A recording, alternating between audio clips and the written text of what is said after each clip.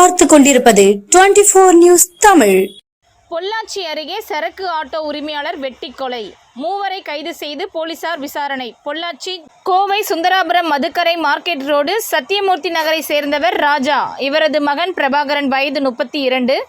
இவர் சொந்தமாக சரக்கு ஆட்டோ வாங்கி ஓட்டி வந்தார். இந்நிலையில் அடையாளம் தெரியாத மர்ம நபர்கள் பிரபாகரனிடம் வாடகைக்கு ஆட்டோ வேண்டும் என்று அழைத்து சென்றுள்ளனர். அப்போது செட்டிப்பாளையம் வடசித்தூர் சாலையில் பணப்பட்டி பிரிவு அருகே ஆட்டோ சென்றபோது மர்ம நபர்கள் திடீரென சரக்கு ஆட்டோவில் வைத்து பிரபாகரனை வெட்டி கொலை செய்துவிட்டு அங்கிருந்து தலைமறைவாகிவிட்டனர். ஆட்டோவில் பிரபாகரன் உயிரிழந்த நிலையில் கிடப்பதை கண்டு அவ்வழியாக சென்றவர்கள் நேகமம் போலீசாருக்கு தகவல் தெரிவித்தனர். இதனையடுத்து சம்பவ இடத்திற்கு வந்த நேகமம் போலீசார் விசாரணை மேற்கொண்டனர்.